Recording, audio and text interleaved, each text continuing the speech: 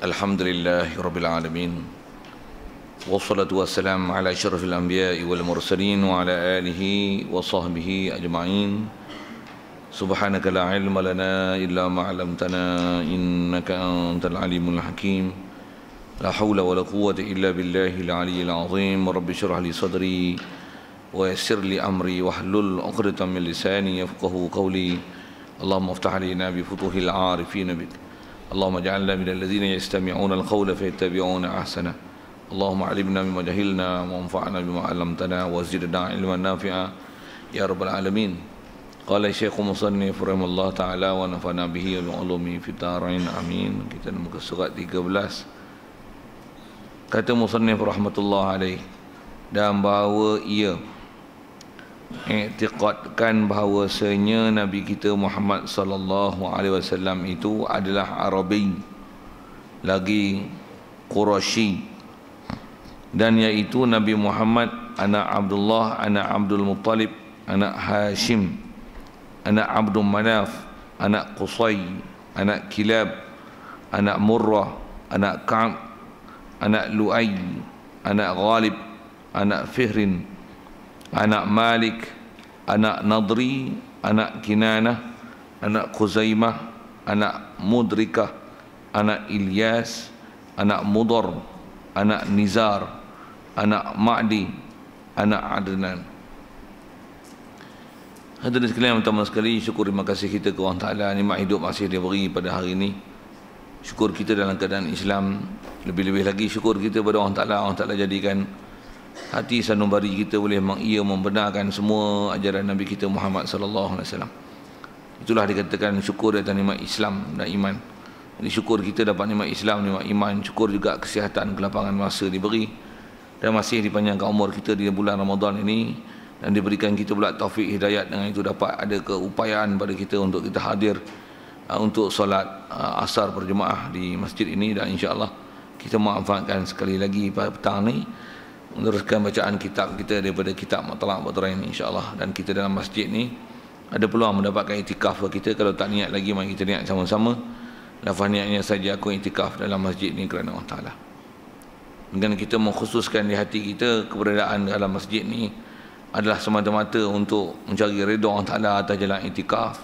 Sepanjang keberadaan kita dalam masjid ni nanti insya-Allah akan dihitung oleh Allah Ta'ala sebagai sebahagian daripada amal soleh kita. Amin. Kata musannif rahimahullah taala, dan bahawa ia i'tiqadkan bahawasanya Nabi kita Muhammad sallallahu alaihi wasallam itu adalah Arabi. Hadirin sekalian, apa yang kita nak sambung ni masih lagi dalam bab akidah, dan masih lagi perkara yang wajib i'tiqad. Setelah kita bicara, antara yang terakhir kita bicara semalam adalah tentang wajibnya i'tiqad bahawasanya ada satu syafaat besar, syafaatul uzma, yang khusus Allah Taala bagi pada Nabi kita Muhammad sallallahu alaihi wasallam. Itulah syafaat tentang memulakan hisab, yang mana tidak ada siapa lagi yang boleh memohonkan di hari kiamat esok untuk dimulakan hisab. Telah manusia semua memohon dan meminta daripada semua nabi-nabi, khususnya antara sebut dalam hadis dalam kitab-kitab tauhid, setiap manusia akan datang berjumpa berkumpulan-kumpulan, datang kepada Nabi Adam, Nabi Nuh, begitu juga nabi-nabi yang berpangkat ulul azmi, Nabi Musa, Nabi Isa, sebelum itu Nabi Ibrahim, dan terakhir sekali berjumpa dengan Nabi kita Muhammad sallallahu alaihi wasallam, memohonkan supaya mereka inilah jadi perantara bagi mereka, supaya Allah Ta'ala memulakan hisab. Tidak ada siapa yang akan mengakui dan membenarkan ataupun merasakan mereka layak untuk memberi dan memohonkan syafaat, memohon pada Allah Ta'ala supaya dimulakan hisab, melainkan orang yang akan kata akulah orangnya, analaha. Orang yang berkata demikian hanyalah Nabi kita Muhammad sallallahu alaihi wasallam.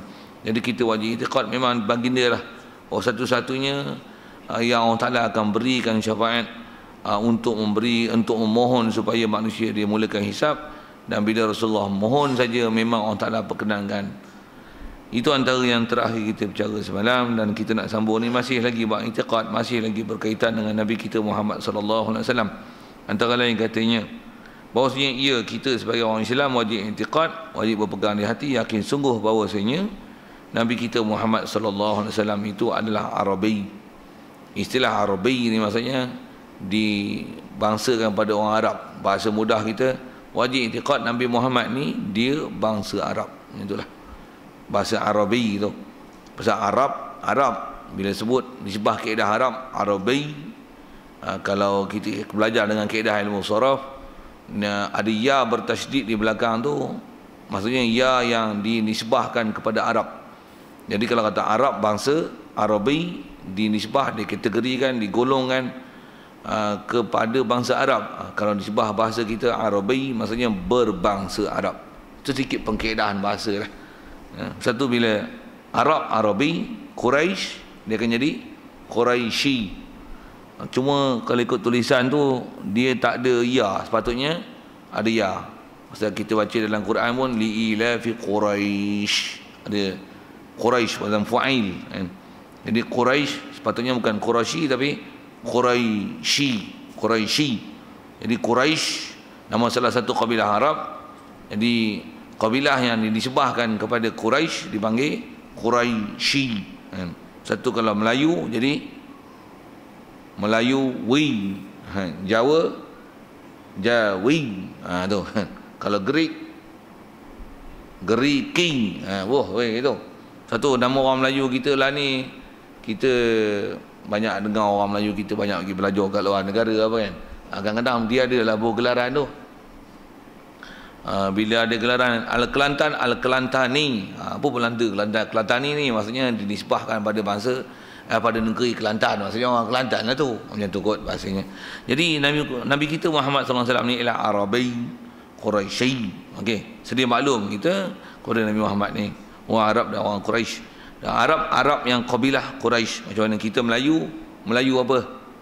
Cuma kita ni kadang-kadang dah tak apa peduli ke bangsa dah. Melayu pun kalau ikut macam-macam kabilah Melayu Jawa, Melayu Kampar, Melayu Banjar. Tuan-tuan Melayu apa? Melayu Layu. Itu kot itu. Tu memang kena kat kita lah pasal kita Melayu. Tu yang mengaji blur. Pasal lama Melayu kot tukar nama esok Segar kan, supaya kita segar Segar kan. Sikitlah itu kadang-kadang lawak-lawak sambil-sambil kan, tapi kadang-kadang nama ni memang dia kena tukar nama buruk jadi nama baik. Walaupun dah sebati dah mana Melayu ni, Rasulullah pun bila ada orang yang masuk Islam nama dia tak baik, Rasulullah suruh tukar. Jadi nama kita pun walaupun dah bangsa Melayu ni lama dah, tanah Melayu pun boleh tukar jadi Malaysia kan. Takkan Melayu tu tak boleh jadi Segar kan, cergas. Kan? Bangsa pun cergas. Sikitlah cadangan yang ni kena tukar kat Dewan Bahasa, cadangan kat Parlimen lah tu. Jadi kena member of parliament lah bercakap. Saya tak boleh. Kita ada calon member of parliament pun tak jadi member. Jadi macam tu kot. Tak faham tu dah. Dia mau tanya lain lagi tu. Ada orang gelak tu tak apa dah. Baik. Apa cerita ni? Cerita sedikit cadangan nama Melayu tu. Jadi Nabi Muhammad ialah orang Arab bangsa Quraisy. Wajib i'tiqad tu. Baik. Kemudian iaitu Nabi kita juga, Nabi kita Muhammad ni, jadi apa yang dia sebut ni ialah tentang wajibnya kita i'tiqad Nabi Muhammad yang kita bicara Nabi Muhammad Rasulullah tu, Nabi Muhammad ad ni, bukan Nabi Muhammad ad lain. Itu tujuan dia nak sebut ni. Jadi yang bahasa Arab yang Quraisy, ada lagi ke Nabi Muhammad yang Arab yang Quraisy, ada lagi ke? Kalau nama Muhammad ni ramai kan. Muhammad Melayu ada, Muhammad Arab ada, Muhammad Quraisy ada, Muhammad India ada, Muhammad Jepun ada, semua ada Muhammad. Nama Muhammad ni ialah nama paling popular dalam dunia. Jadi Muhammad ni hak mana? Muhammad bin Abdullah. Kalau ada sama juga Muhammad Abdullah pun ramai, bin Abdul Muttalib. Pun serupa juga bin Hashim. Serupa juga bin Abdul Manaf. Pun serupa juga. Takkan sampai itu serupa. Kod serupa. Boh lagi. Bin Qusay bin Kilab bin Murrah bin tu yang disebut anak tu. Kalau bahasa kita bin lah. Bin tu apa? Bin tu maksudnya anak lelaki. Baik. Itu siapa lagi keturunan dia? Bin Murrah bin Ka'ab bin Lu'ay bin Ghalib bin Fihrin bin Malik bin Nadri bin Kinanah bin Khuzaimah bin Mudrikah bin Ilyas bin Mudar bin Nizar Oh, nama Nizar ni popular kat tuan kalau itu keturunan Rasulullah sikit kan. Sajalah dah ada sambil-sambil itu kita sebut bila anak Ma'ad dan anak Adnan. Kalau nisbah apa yang kita dengar keturunan Rasulullah tu satu hal, dan sedikit atas ulama kita bahas atas kata kita wajib i'tiqad Nabi Muhammad yang kita bicara ni adalah Nabi Muhammad ni. Sikit kita tengok tentang keturunan dia. Kita ni keturunan habis sebut 4, 5 habis dah tu, 6 tak reti lah kan. Rasulullah kalau ikut yang disepakati oleh ulama, keturunan dia yang boleh dibilang, yang wajib diyakini, yang betul dia punya salur galur keturunan dia, salah silah dia sampai Adnan. Kalau ikut riwayat ada yang menyambung dengan Adnan ni sampai ke Nabi Ismail. Nabi Ismail tu sambung pula sampai kepada memang sebelum tu sampai kepada Nabi Yaqub. Memang Ismail bin Ibrahim sebelum Nabi Ibrahim sambung tu. Memang ada sambung salur galur dia. Tapi kalau atas kita bicara Nabi Muhammad yang disepakati oleh ulama yang memang betul salah silah keturunan dia ialah sampai Adnan ni. Satu antara kita dengar nasyid-nasyid dinisbahkan Rasulullah kepada Adnani kan. Kalau tuan-tuan pernah dengar nasyid, ada nasyid bunyi macam ni kan, Salla alaikallahu ya Adnani. Tu Adnani tu Adnani maksudnya keturunan Rasulullah yang disepakati oleh ulama adalah Adnan. Jadi Salla alaikallahu ya Adnan. Adnan ni apa? Orang yang disebahkan kepada Adnan. Ni Rasulullah. Cuma kat Rasulullah ni kadang-kadang dipanggil Adnan ni. Nisbah kat dia juga pasal keturunan ni ialah antara kaedah penamaan Arab untuk penamaan kabilah, bangsa. Kadang-kadang nama dia kadang-kadang dipilih salah satu tok-tok dia, keturunan dia yang tertentu di mana yang ada populariti tu.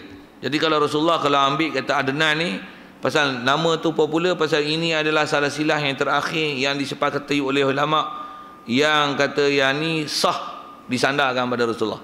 Satulah ada popular nama Adnan tu. Sikit.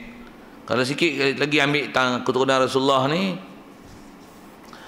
Allah sallallahu tak ingat pula. Allahumma salli ala sayyidina Muhammad wa manaf. Asal saya nak sebut ialah Imam Syafi'i tu, Imam Asy-Syafi'i. Imam Syafi'i ni nama dia Muhammad bin Idris. Muhammad bin Idris bin Syafi'. Jadi Syafi' tu yang masyhur dengan Asy-Syafi'i tu pasal apa? Seingat saya Imam saya nak sebut tentang kata ambil nama keturunan tu Muhammad bin Idris bin Syafi'. Syafi' ni siapa? Tok pada Imam Asy-Syafi'i tu. Tapi Syafi' itulah dinisbah pada dia Syafi', jadi Asy-Syafi'i. Kenapa dia ambil nama Syafi' ni? Pasal popular Syafi' ni ialah antara tok dia yang bertemu dengan Rasulullah, beriman dengan Rasulullah. Satu Imam Syafi'i ni ialah keturunan Arab Quraisy. Dan gelar Asy-Syafi'i itu masyhur membandingkan nama dia dengan pak dia, ambil nama tok dia Syafi'i. Pasal apa? Pasal popular dia ialah kalangan sahabat. Nak sebut situ. Jadi kat tuan-tuan pun ada nama-nama tok yang popular tu, ambil pula, ambil nama tu lah popular. Kalau tak ada bubuh nama tuan-tuan, ada nama tuan-tuan yang popular. Macam tu kot sikit kaedah penamaan nama. Dan sikit lagi kalau ambil tentang masalah keturunan dan salah silah ni, kalau kita lihat yang saya sebut tadi, kalau kita ni pun kita takkan 4-5 keturunan pasal kita tak apa peduli keturunan. Kat Rasulullah ni keturunan dia yang sampai macam ni, orang tahu siapa tok dia, tok kita kira pun angka pun tak apa-apa hafal, nama pun tak apa ingat, yang tak biasa belajar, tak biasa jumpa pula keturunan Rasulullah sampai macam ni. Nak menunjukkan apa? Rasulullah ni adalah keturunan baik-baik yang memang dikenal pasti siapa tok nenek dia. Pasal semua Nabi Rasul kita wajib i'tiqad semua keturunan baik-baik. Tak ada keturunan Nabi Rasul daripada keturunan anak zina. Tak ada. Allah Ta'ala pilih Nabi Rasul dia tak pernah istilahnya tersilap pilih, macam tu kot bahasanya. Allahu a'lamu haitsu yaj'alu risalatah. Dia amat mengetahui di mana, kepada siapa untuk dia letakkan manusia yang ni jadi Nabi Rasul dia. Satu, dia tak pernah ada Nabi dan Rasul yang istilahnya tersilap, Jibril tersilap bagi wahyu kot, macam tu bahasa. Subhanallah, tak ada. Siapa yang itikad gitu salah. Syiah kot ada itu. Syiah dia bengong, itikad salah macam-macam. Okey, sikitlah ke bab tu nak menunjukkan Rasulullah keturunan dia baik-baik. Baik, selesai. Jadi bab keturunan nisbah nama Rasulullah, bangsa Arab, kabilah Quraisy, keturunan silsilah dia macam tu. Dan bondanya adalah Aminah bintu Wahb bin, anak Abdul Manaf, anak Zuhrah, anak Kilab. Siap. Jadi Kilab ni ialah Qusay bin Kilab dalam silsilah Rasulullah tu. Seingat saya belajar, kalau dalam kitab-kitab yang bahas keturunan Rasulullah ni, tu ada disebut depan tu, yang bertemu silsilah Rasulullah dengan belah ayah dia dengan mak dia adalah pada Kilab tu. Tengok disebut depan tu. Kata dia bahawasanya Nabi Muhammad sallallahu alaihi wasallam itu Allah bondanya. Dia tak sebut. Silsilah pandang rasa macam disebut. Yang tu disebut warna dah. Macam ni. Keturunan Rasulullah belah ayah dengan mak dia bertemu di Kilab. Satu dia berhenti dekat Kilab. Jadi sampai kat Kilab, sambunglah. Kilab bin Murrah bin Ka'ab. Walaupun ada nama Abdul Manaf tu, Abdul Manaf pada belah ibu Nabi Aminah, anak Wahab, anak Abdul Manaf. Abdul Manaf ni Abdul Manaf bin Zuhrah. Yang Abdul Manaf pada keturunan Nabi adalah Abdul Manaf bin Qusay. Abdul Manaf pada bonda Nabi dengan ayah dia lain. Jadi bertemu tang yang sama mana? Tang Kilab tu. Okey. Sikitlah bab keturunan nak ambil tahu juga. Dan rasanya nak tambah sikit dengan apa yang dia dah beri pada keturunan Rasulullah, mak ayah dia ni. Mengikut kaedah ahli sunnah wal jamaah, kita wajib i'tiqad mak ayah Nabi ni walaupun dia tak pernah jumpa Rasulullah, jadi nisbah Rasulullah, dia tak pernah beriman dengan Rasulullah, pasal tak ada bertemu dengan Rasulullah. Mereka ni disepakati mengikut kaedah ulama ahli sunnah wal jamaah, diistilahkan sebagai ahlu fatrah, lepas pada apa yang nak. Mak dengan ayah Nabi adalah penghuni syurga. Tu i'tiqad kena jaga tu. Jaga. Ada puak Wahabi, dia kata mak ayah Nabi masuk neraka. Tuan-tuan dengar je ayat tu cam lah elok. Ni kepala otak bapak Wahab ni. Mereka kalau cakap jenis itu jaga tuan-tuan. Kalau bahasa mudah saya sebut Wahabi lah. Kalau bahasa saya lah ni, saya tak sebut Wahabi lah. Yang agak lembut sikit bunyi Pak Wahab lah. Ini Pak Wahab ni maksudnya Wahabi lah. Lain kali ke depan ni kalau saya sebut Pak Wahab, tuan-tuan faham lah elok. Pak Wahab maksudnya sebut saya Wahabi lah tu. Pak Wahab memang faham macam ni. Memang dia gunakan beberapa hadis nak menunjukkan bahawasanya mak dengan ayah Nabi masuk neraka. Kan? Sedangkan atas kaedah ahli sunnah wal jamaah disepakati mak ayah Nabi walaupun mereka tak pernah jumpa Rasulullah, mereka ni bebas pada api neraka. Mereka ni termasuk dalam golongan ahli fatrah. Istilah ahli fatrah ni mengikut kaedah ulama ahli sunnah wal jamaah adalah golongan manusia yang mereka hidup pada zaman tak bangkit Nabi lagi. Kalau ada Nabi pun sebelum dia, ajaran Nabi itu tak sampai pada mereka. Jadi walaupun mereka ni istilahnya tak beriman dengan Allah Ta'ala, memang dah tak beriman, waktu sekalipun mereka ni jahat, sembah berhala, mati bunuh orang, zina sekalipun, atas kaedah ulama ahli sunnah wal jamaah, istilah ahli fatrah ni terputus. Dapat Rasul, Nabi, sekalipun sembah berhala kan masa itu. Sekalipun sembah berhala, bebas pada api neraka, ahli syurga.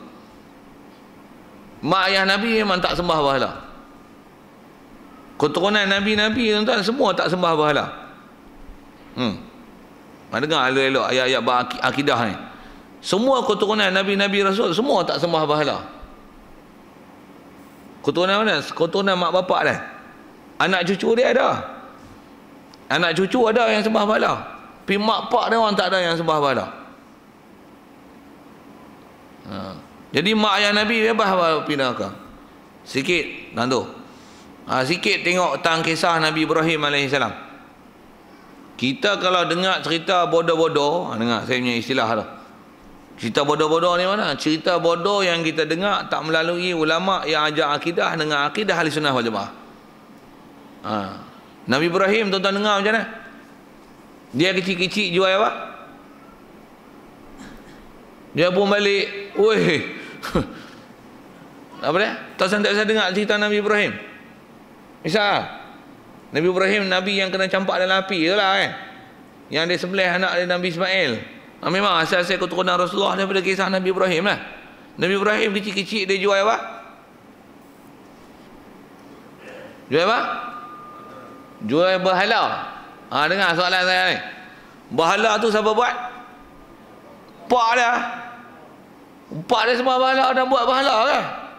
Dengar elok tu saya kata. Tuan-tuan dengar cerita Nabi Rasul bukan daripada ulama ahli sunnah wal jamaah. Yang buat berhala tu bukan bapa Nabi Ibrahim. Yang buat berhala tu adalah pak menakan dia. Dengar elok. Yang buat berhala tu adalah pak menakan dia. Kalau ada ayat Quran orang buat hujah, wa iz qala Ibrahim li abihi Azar atattakhidhu asnaman alihah. Sekali translation dengar macam mana pun, sekali lagi soalan. Nama bapa Nabi Ibrahim apa? Bunyi ayat Quran tu Azar. Ayat Quran tu sekali lalu terjemah nak bunyi macam mana? Wa iz qala Ibrahim li abi. Ingatlah ketika kisah kami pernah cerita kat kamu Muhammad, kisah Nabi Ibrahim dulu. Dia turut lebih kurang bahasa terjemah tu. Wa iz qala Ibrahim, uzkur iz qala Ibrahim li abi. Ingatlah ketika Nabi Ibrahim pernah kata pada iz qala Ibrahimu li abihi, kepada bapaknya. Terjemahan word by word macam tu lah. Siapa bapak dia? Badal, i'rab badal tu Azar. Terjemah macam tu. Terjemah Nabi Ibrahim kata apa kat pak dia, terjemah tu terjemah. Tak habis surat lagi.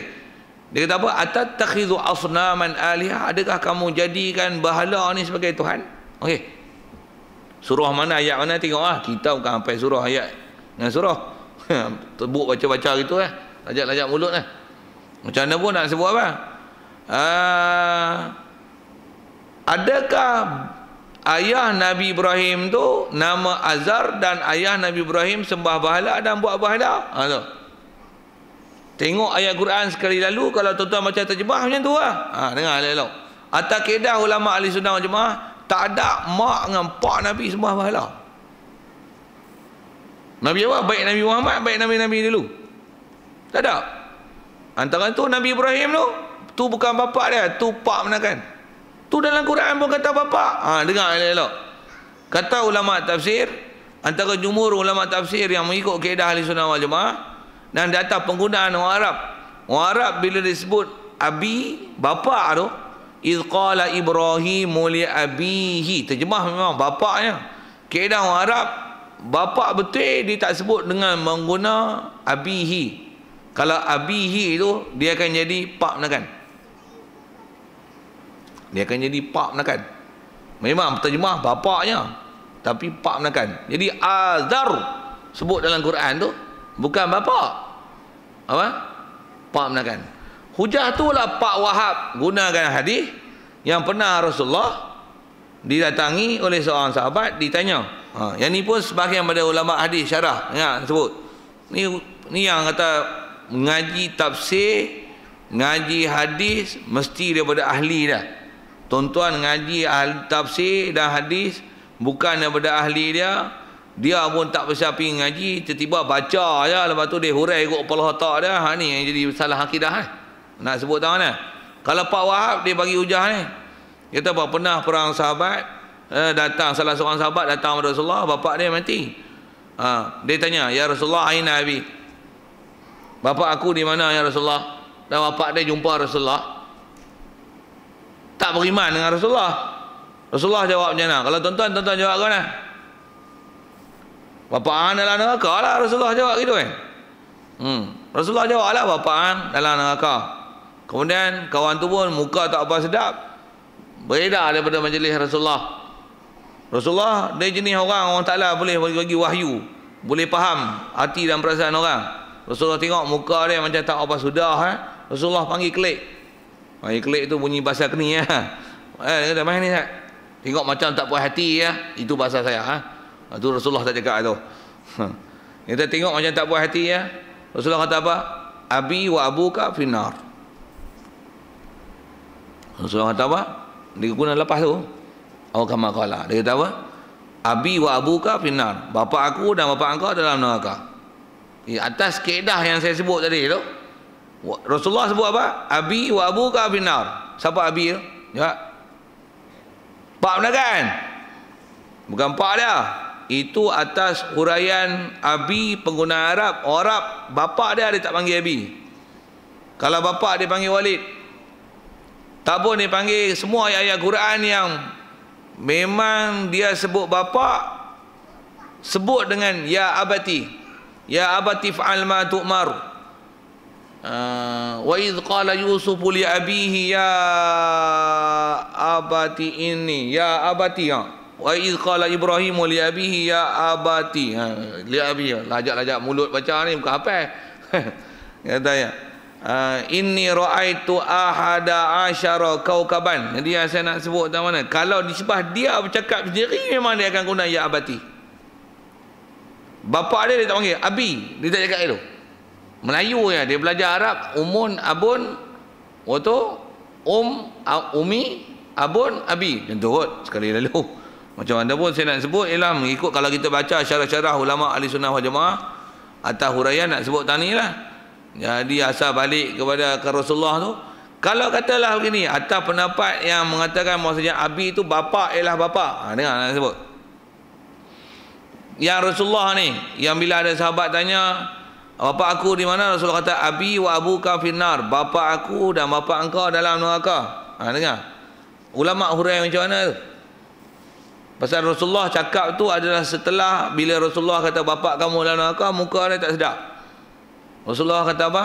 Panggil balik abi wa abuka finnar. Bapa aku dan bapa engkau dalam neraka. Atas kaedah abi tadi bukan makna bapa, pak tu pak menakan. Selesai. Atas kata abi itu bapa juga, kalau ambil makna bapa juga. Apa maksud Rasulullah bapa aku dan bapa engkau dalam neraka? Kata ulama hadis tu termasuk dalam lafaz tashbih baligh. Bapa aku dan bapa engkau dalam neraka. Apa maksudnya? Bapa kau dalam neraka macam mana bapa aku dalam neraka. Seolah-olah ayat dia macam tu. Dan kaedah bahasa Arab ni bila dia sebut macam-macam, serupa-serupa ni dipanggil tashbih. Dan tashbih ni dia tak ada adah. Maksudnya tak ada perkakas seperti itu tak disebut. Kata bapa aku, bapa engkau dalam neraka. Jadi seolah-olah perkataan itu macam ni. Bapa aku macam mana bapa engkau dalam neraka. Bila kaedah Arab, bila ada tashbih balik macam ni, dia kena cari wajhus syabah. Apa wajhus syabah ni? Kalau saya sebut bahasa Melayu macam ni, hang macam lembu. Tang mana? Tang kaki empat. Ke tang makan rumput. Ke tang bertanduk. Tang mana? Tang bodoh. Okey. Tang bodoh tu tang macam lembu. Yang tu yang dipanggil wajah syabah. Hang ni lambat macam kura. Tang mana? Tang lambat ni buat kerja macam lipas. Tang mana? Tang kelang kabut, lipas kudung. Tu. Tang kelang kabut, bukan tang ada sesungut tu. Bukan tang 6 kaki tu. Tang wajah syabah.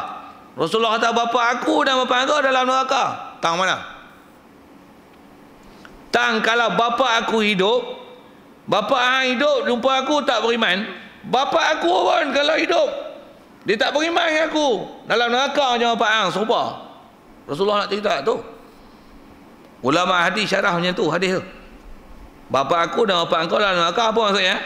Kalau bapa aku ada, dia jumpa aku dakwah dia masuk Islam, dia tak mau masuk Islam, macam mana bapa hang jumpa aku ajar dia masuk Islam, dia tak masuk Islam, bapa hang masuk neraka, bapa aku pun kalau dia hidup jumpa aku suruh dia masuk Islam, dia tak masuk Islam, dia masuk neraka. Baru faham syarah tu. Betul hadis tu. Kalau Pak Wahab dia ambil mentah-mentah hadis tu, bapak dengan mak Nabi masuk neraka. Nabi sendiri kata bapak dia masuk neraka. Tuan-tuan siapa kata bapak dia tak masuk neraka? Tuan-tuan pun tak reti, bengong tu. Ngaji jangan bengong tu. Bahasa kasar sikit tuan, saya punya style macam tu. Pasal zaman kita lah ni tuan, kita zaman fitnah ilmu cukup banyak. Banyak sangat kan. Dengar saya sebut. Kok tuan-tuan tak duduk medan ilmu, tuan-tuan tak perasan tu. Saya